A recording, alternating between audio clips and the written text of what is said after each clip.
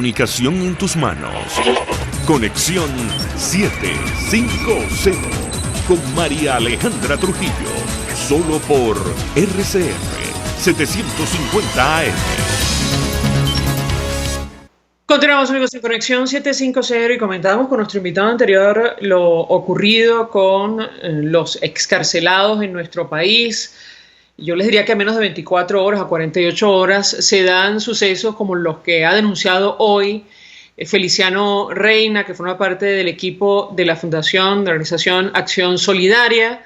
Un grupo de miembros de las FARC irrumpieron en la sede de esta organización en un procedimiento del cual no tenían ninguna información ni conocimiento sobre motivos ni propósitos. Provea hace algunos minutos emitía o publicaba un tuit, mejor dicho, pidiendo la liberación de las personas que están retenidas en esa sede. Nos acompaña Ana Leonor Acosta. Ella forma parte de la Coalición por los Derechos Humanos y la Democracia. Con ella vamos a hablar acerca de todos estos temas. Gracias por atendernos. Buenas tardes. Hola, muy buenas tardes. Pues yo le pediría una primera consideración de su parte o valoración sobre lo que ha ocurrido esta tarde con Acción Solidaria. Y decía Gonzalo Jimiop del Foro Penal Venezolano en rueda de prensa con alguno de los excarcelados que si se mantiene esta especie de puerta giratoria con relación a las detenciones y en el marco de la represión en nuestro país, no estamos haciendo absolutamente nada. Quisiera su comentario, la escuchamos. Sí, bueno, es mucho peor que eso, porque no solo se trata de las nuevas detenciones, sino se trata de las 438 personas que el día de hoy son presos políticos y se encuentran detenidos en los calabozos del régimen de Nicolás Maduro. Pero además de esto, estamos hablando también de más de 7.000 personas que han sido procesadas en estos años y que se encuentran sometidas a un proceso con medidas cautelares, que tienen que presentarse en tribunales, que tienen prohibición de salida del país.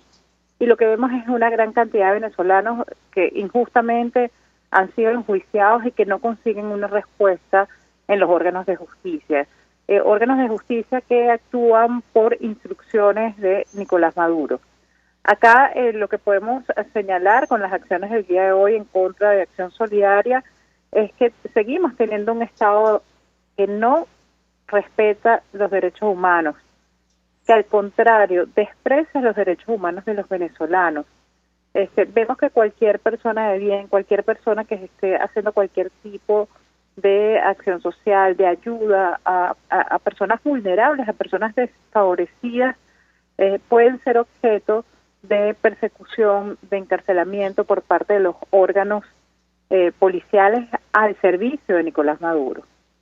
Acá lo que tenemos que decir es que mientras no haya garantías, no se trata solo de una puerta giratoria, es mucho peor que esto. Mientras no haya garantías, ninguno de nosotros estaremos a salvo de una policía que se siente con carta blanca o carta abierta para encarcelar y para violar los derechos humanos de las personas, pero además con la complicidad de los órganos de justicia, el Ministerio Público y la Defensoría del Pueblo. Mientras no existan garantías judiciales, mientras no se restituya el Estado de Derecho, lo que vemos es este tipo de atropellos a diario, porque además estamos hablando de situaciones que suceden a diario en Venezuela en contra de personas, no solo de buena voluntad, personas inocentes y personas que quieren un país mejor o que simplemente luchan por su subsistencia diaria. Bueno, tengo que preguntarle, porque hemos escuchado en este espacio el testimonio, hemos conversado con algunos de estos excarcelados y, son situaciones francamente inenarrables que figuran muchas de ellas en otros casos, en el informe que se elevó ante la Corte Penal Internacional por la posible violación sistemática o delitos de lesa humanidad en nuestro país. Si me permite, vamos a reponer, de hecho, uno de los testimonios que escuchamos el día de hoy en esta rueda de prensa más temprano.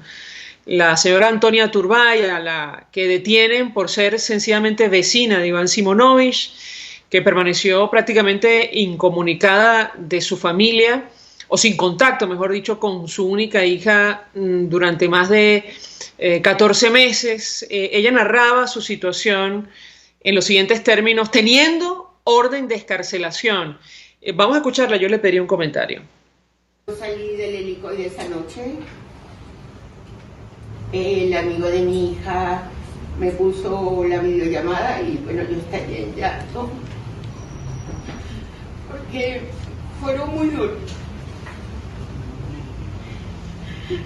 Y yo tengo mucho dolor porque es mi única hija, es mi única familia y yo tenía 14 meses sin hablar con ella. Yo no me di cuenta si había micrófono o no. Realmente cuando me di cuenta fue cuando me preguntaron y entonces bueno, yo contesté. Después, al rato, cuando yo me subí al carro es que me di cuenta que eran los medios de comunicación, pero fue realmente... Yo salí del helicoide esa noche. Yo le pedí un comentario a nuestra invitada, pero estamos hablando de una señora mayor que, insisto, tenía desde hace meses orden de excarcelación. ¿Qué puede decirnos? Esta es la realidad que viven centenares de venezolanos, centenares de presos políticos en las cárceles al día de hoy. Todavía hay personas con boletas de excarcelación en estas cárceles. Hay personas con pena cumplida o con derecho a beneficios procesales que aún se encuentran en las cárceles. Lo que vemos aquí es el dolor y el sufrimiento de personas inocentes, que son no solo perseguidas, encarceladas, sino en muchos casos torturadas. La tortura también ha sido un tabú en Venezuela. La mayoría de nuestros presos políticos son sometidos a tratos crueles, inhumanos y degradantes, y sobre todo sometidos, en el caso de los militares, a las torturas más terribles que hemos escuchado en la historia del mundo.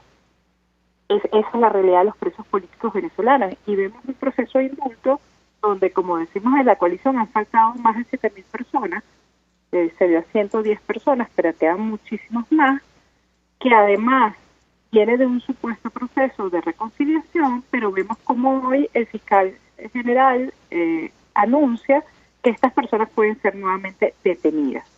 Esto quiere decir que siguen amenazados por los que detentan hoy el poder, siguen amenazados no solo por el gobierno de Nicolás Maduro, sino por las instituciones que deberían protegerlos, como es la Fiscalía, y por los órganos de seguridad del Estado, que actúan a las órdenes de estos para violentar los derechos de los que están simplemente tratando de subsistir en este país.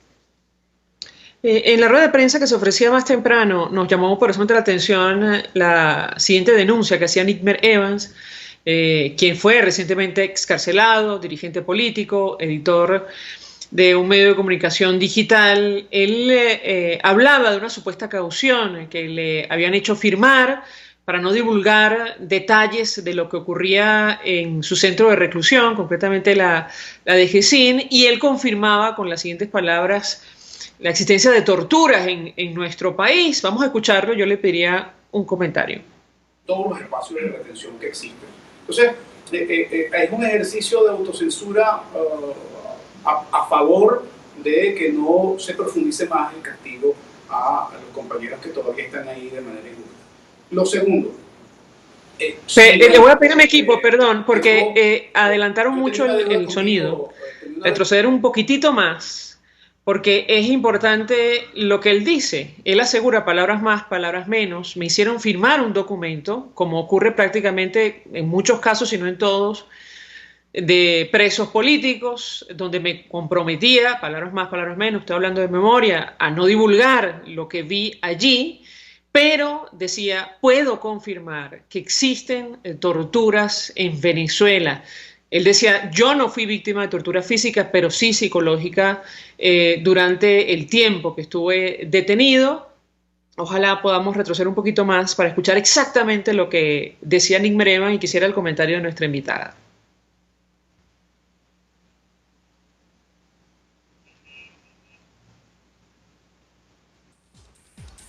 Perfecto, me avisa cuando lo tenga. Le doy la palabra a Ana Leonora Acosta para contestar. Vamos a tratar de reponerlo para escucharlo de viva voz, pero esto es lo que vino a relatar Nickmer Evans. Seguramente, como defensora de derechos humanos, abogada de presos políticos, ha escuchado denuncias de esta naturaleza. ¿Qué puede decirnos? Esta es una situación cada uno de los casos de detención, sobre todo los que realizan la justicia militar. Lo que debe ver tiene que ver con no hablar sobre lo que sucede allí. Pero la pregunta es, ¿por qué se repiten estas situaciones? Y es porque hay impunidad. Es que horas, investigar, las más crueles que hemos escuchado en Venezuela en los que de inteligencia que torturan a venezolanos inocentes. Esto lo que ha ocasionado las torturas que ya nosotros veníamos denunciando en el año 2014, que no han sido castigadas y que las personas, como es el caso de tenemos que recibir una sanción. Pero debo decir, no solo sanción por parte del gobierno, sino por los órganos que están llamados, como señalaba, la Fiscalía y la Defensoría, donde están las investigaciones de todos los casos de tortura que se han realizado desde 2014 y en especial desde el año 2017, desde el caso de capitán Carlos Maripán, que incluso llamó el descubrimiento de uno de sus testículos con motivo de las torturas, o en el caso de Acosta Arévalo. No hay una investigación, por lo tanto no se sancionan, y las personas que cometen este tipo de actos andan libremente delinquiendo y volviendo a cometer, y cada día son más crueles. Cada día son más crueles y cada día las personas que salen de allí tienen más miedo a denunciar. Así es que aplauden las denuncias que se ven. Bien. Si tenemos allí problemas. Incluso. Sí, me dicen que tenemos problemas con la comunicación. Yo pensaba que era la conexión, pero es en la llamada telefónica. Conversamos con Ana Leonor Acosta y esto es producto de la situación de servicios básicos que sufre nuestro país, no precisamente por falta de dinero, siempre lo reiteramos, lo subrayamos. Esta administración ha manejado más de $1 millón de millones de dólares. Esto se dice fácil, pero es una cifra que se pierde de vista. Y solo por cuenta de exportaciones petroleras hasta 2019, según el Banco Central de Venezuela. Por eso Michelle Bachelet, en su informe sobre nuestro país, advierte que la corrupción, el desvío de recursos y la subinversión explican lo que pasa con los servicios básicos en Venezuela. Ella mencionaba allí en su informe inicialmente la electricidad, agua potable y gas doméstico, pero siempre agregamos telefonía básica, celular y el acceso a Internet. En pocas palabras, no se explica lo que ocurre con los servicios básicos en Venezuela, tomando en consideración la ingente cantidad de recursos que ha manejado esta administración durante los últimos 20 años en nuestro país. Ya me dirá mi equipo si tenemos la llamada, tenemos el sonido, si no, no pasa absolutamente nada. Comparto con los oyentes lo que acaba de publicar Provea, el programa venezolano de Educación y Acción. Exigimos que liberen a todos los activistas de Acción Solidaria y las autoridades devuelvan los medicamentos incautados en el operativo de las FAES. Reiteramos, defender derechos humanos y realizar trabajo humanitario no es un delito. Y me dicen que tenemos a ambos, el sonido y Ana Leonor Acosta. Ponemos brevemente ese sonido que dura 1 minuto, un poco más, y yo le pediría un comentario a nuestra invitada antes de hacer la pausa. Mira, lo primero, el condicionamiento creo que es un condicionamiento general, no hubo un condicionamiento particular de mi parte, pero a los que salen les hacen firmar una serie de cauciones, entre ellos el hecho de no dar muchos detalles en lo que sucede allá adentro. Te puedo decir que no es necesario firmar el documento para estar consciente que no es conveniente dar detalles en relación a lo que sucede allá adentro, específicamente en relación con casos específicos, porque estamos poniendo en riesgo a los que quedan ahí. Entonces, en mi caso, más allá de haber firmado un documento que uno en la desesperación de querer salir firma lo que le pongan al frente, vamos a ver claro, también es un ejercicio de autorreflexión en relación con el hecho de que no vale la pena exponer a los compañeros que todavía siguen ahí. Que podemos dar, podemos decir con claridad, y ahí lo he dicho y lo ratifico, o sea, la tortura existe, es real, es verdadera. Hay que estar adentro para saber que existe. Yo no fui objeto de tortura física, pero evidentemente que sí, de manera psicológica. Pero nada más vivir la injusticia ya es una tortura. pero entrar en detalles es exponer a compañeros que han sufrido y que todavía siguen sufriendo algún rigor de aplicación de castigo a lo interno de los espacios, de todos los espacios de retención que existen. Entonces, bien, parte de las declaraciones que ofrecía Nick Merevan, le pido un comentario a Ana Leonora Costa, que viene a reiterar lo que decía nuestra invitada, y lo sacamos a colación porque es justamente uno de los centros de detención, donde hay mayor número de efectivos militares ahora mismo. La escuchamos. Sí, y es el centro donde además se han realizado la mayor cantidad de denuncias de tortura y de violación de derechos humanos, tanto a civiles como a militares, en su mayoría militares, pero también a civiles. Aquí lo que vemos es una expresión del terror y del miedo que tratan de imponer estos cuerpos de seguridad a las personas que son detenidas y que en algún momento pueden ser liberadas, con respecto a hablar de lo que sucede dentro de los calabozos de la contrainteligencia militar. Hemos hablado que la tortura se ha convertido en un tabú en Venezuela, que nadie se atreve a denunciar por miedo a la represalia. Vemos también que la sociedad está en desconocimiento de esta situación y que pediríamos desde las instancias de derechos humanos y en el caso de los que tienen la obligación de investigar, que se realicen las investigaciones pertinentes en este caso y que se sancionen legalmente y moralmente este tipo de actividades. Que no se sea tolerante de ninguna manera con acciones tan horrorosas como las que hemos escuchado de los testimonios de militares y civiles. Tuvimos un caso este año de una persona que estuvo 2 meses detenida sin ser llevada en un tribunal producto de las torturas que sufrió en el momento de la detención, y que no haya ni una autoridad que alce la voz, pero también la sociedad tiene un papel importante en esta situación y condenar este tipo de actos. Gracias a que estas personas se encuentran en libertad, nosotros podemos conocer estos testimonios, pero debemos solidarizarnos con el dolor de las personas que hoy todavía están allí detenidas y de los familiares que no tienen acceso a ellos. Desde que empezó esta pandemia, ya tenemos al día de hoy 177 días sin tribunales, sin justicia y sin ningún tipo de acceso a las personas que están detenidas. Entonces vemos que mientras no se restituye el Estado de Derecho, no haya un poder judicial independiente y no haya unos órganos de investigación independientes y que además cumplan su trabajo apegados a la ley de la Constitución, seguiremos escuchando este tipo de situaciones que debemos condenar enérgicamente, como condenamos hoy esta arremetida en contra de Acción Solidaria.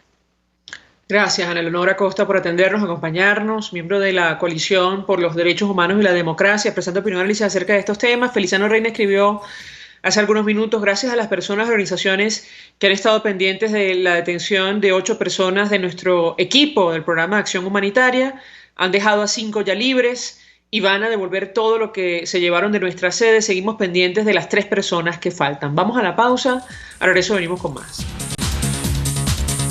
Estás en sintonía de Conexión 750, solo por RCR 750 AM.